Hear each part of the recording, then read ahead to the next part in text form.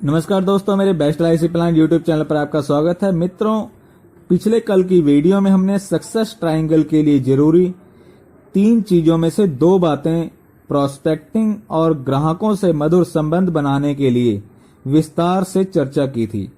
और आज की इस वीडियो में हम अपनी तीसरी बात सेल्स स्किल को कैसे बढ़ाएं इस विषय पर चर्चा करेंगे। और यदि आपने इससे पहले की वीडियो में उन दोनों की नॉलेज नहीं ली है तो उस वीडियो का लिंक आपको इस वीडियो के डिस्क्रिप्शन में मिल जाएगा, आप वहां से इसे देख सकते हैं, या फिर इसी वीडियो के अंत में एंड स्क्रीन पर भी वह वीडियो आपको मिल जाएगी, वहां टच करके आप इसे देख सकते हैं। तो आइए अब मैं बात करता हूं त्रिभुज की तीसरी रेखा यानी कि सेल्स स्किल को विकसित करने की। मित्रों, हम नित्य नए नए आइडियाज की तलाश में हमें लगे रहना चाहिए। हमें समय के साथ साथ अपने को अपडेट भी करते रहना चाहिए। कभी भी मन में यह सोच नहीं आनी चाहिए कि मैं तो बहुत जानता हूं, मुझे किसी भी ट्रेनिंग की क्या जरूरत है। नहीं मित्रों, ट्रेनिंग की हमें सदैव जरूरत रहती है, क्योंकि रोज परिवर्तन होते रहते हैं। जैसे हमारा फोन भी यदि हम उसे अपडेट ना करें तो वह धीरे धीरे हैंग करने लगता है, रुकने लगता है और वो कभी ना कभी बंद भी हो सकता है। इसी प्रकार मित्रों, एक बार एक पुरानी लोक कथा के अनुसार पुराने समय में एक गरीब लड़का रहता था। उसके माता पिता भी नहीं थे, कोई रिश्तेदार भी नहीं था। इस कारण उसे सही शिक्षा भी नहीं मिल पाई। गांव के लोगों के छोटे छोटे काम करके वह रोज किसी तरह से खाने का व्यवस्था कर लिया करता था।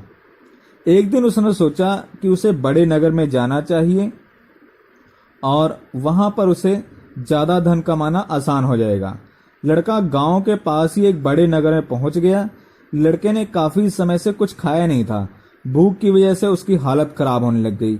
वह लोगों से कुछ खाने की मदद भी मांगने लगा, लेकिन किसी ने भी उस पर ध्यान नहीं दिया। एक व्यापारी की नजर उस लड़के पर पड़ी तो उसने उसे बुलाया और खाना भी दिया। लड़के ने व्यापारी से कहा कि आप कृपया मुझे कोई काम दे दीजिए, मैं कड़ी मेहनत करूंगा और आपको शिकायत का कोई मौका नहीं दूंगा। व्यापारी ने उसे अपने पास काम पर रख लिया। वह लकड़ियों का व्यापारी था। उसने लड़के को कहा कि वह जंगल से पेड़ काट कर लाए।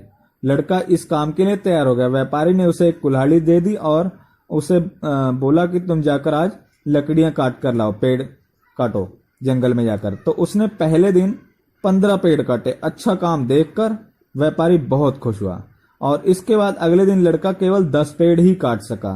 लड़के को बड़ी निराशा हुई। उसने सोचा मैं कल और ज्यादा पेड़ काटूंगा, कल मेहनत ज्यादा करूंगा। लेकिन अगले दिन वह कड़ी मेहनत के बावजूद भी केवल 5 पेड़ ही काट सका और इसका कारण उसे समझ नहीं आ रहा था। तो उस लड़के ने निराश होकर व्यापारी से ही पूछा कि आपको तो इसका एक्सपीरियंस है लकड़ियां काटने का, आप ही बताइए कि मैं इतनी मेहनत के बाद भी क्यों पेड़ नहीं काट पा रहा हूं ज्यादा। तो व्यापारी ने उससे ही पूछा कि क्या तुम लकड़ी काटने के लिए जो कुल्हाड़ी यूज करते हो उसकी धार तुम तेज करते हो रोज? लड़के ने जवाब दिया नहीं, उसने तो एक दिन भी ऐसा नहीं किया। और जैसी उसने कुल्हाड़ी दी थी उसके मालिक ने, उसी कुल्हाड़ी से वह उसकी पेड़ को काट रहा था। तो व्यापारी ने कहा कि अब कुल्हाड़ी में धार नहीं है, इस कारण से तुम कम पेड़ काट रहे हो।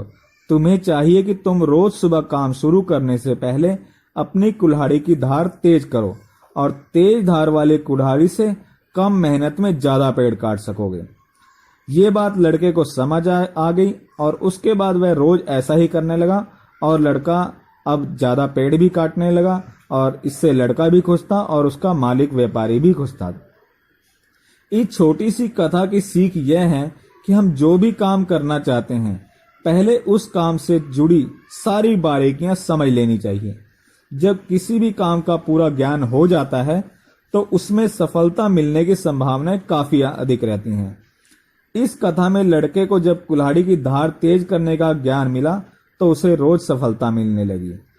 तो जैसे एक तेज कुल्हाड़ी ही ज्यादा पेड़ों को काट सकती है, इसलिए समय समय पर कुल्हाड़ी को धार देने की यानी तेज करने की जरूरत पड़ती है।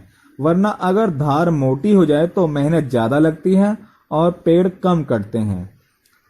खराब कुल्हाड़ी से हार्ड वर्क यानी कड़ी मेहनत तो होती है, लेकिन स्मार्ट वर्क नहीं हो पाता है।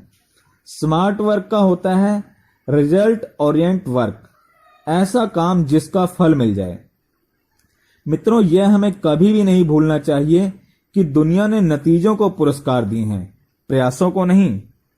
Word rewards result not effort. हाँ, प्रयास करना भी जरूरी है, क्योंकि निरंतर प्रयासों से ही सुधार होते जाता है और क्षमता बढ़ती जाती है। क्षमता बढ़ने से परिणाम भी सामने आने लगते हैं। इसलिए भी सत्य है कि result need efforts but word rewards result not efforts. हमें हमेशा ट्रेनिंग लेते रहना चाहिए, हमें नई खोज के साथ जुड़े रहना चाहिए। अगर कहीं से भी कोई नया आइडिया मिले तो उसे अवश्य आजमाना चाहिए। दूसरों के आइडियाज को तो आजमाना ही चाहिए, लेकिन अपने आइडियाज भी विकसित करने चाहिए। दूसरों के आइडियाज को आजमाना चाहिए, अगर कोई भूल हो तो उसे सुधार कर आजमाना चाहिए। कहते भी हैं कि समझदार लोग भूल कम करते हैं, लेकिन दूसरों की भूल से सीख लेते हैं।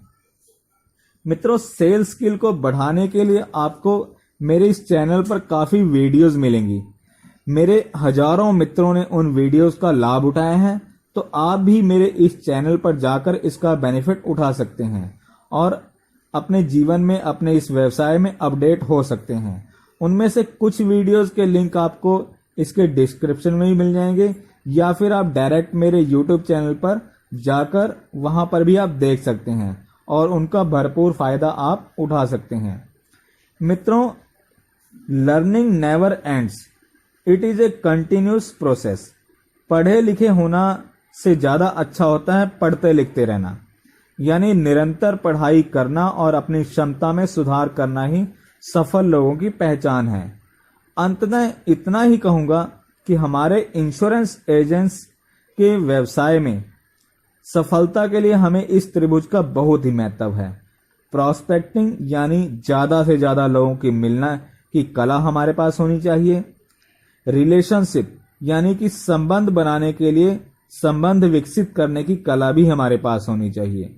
सेल्स स्किल यानी कि विक्रय कला को विकसित हमें करना चाहिए, यानी कि बिक्री बढ़ाने के लिए हमें खुद के आइडियाज भी विकसित करने चाहिए और दूसरे के आइडियाज को भी अपनाना चाहिए। यदि आप 3 खूबियों को अपने अंदर विकसित कर लेते हैं तो आपको LIC के व्यवसाय में सक्सेस होने से कोई भी नहीं रोक सकता। तो मित्रों, आज की इस वीडियो में इतना ही। कल फिर मिलेंगे एक नई वीडियो में एक नई जानकारी के साथ। तब तक के लिए नमस्कार, धन्यवाद, जय हिंद।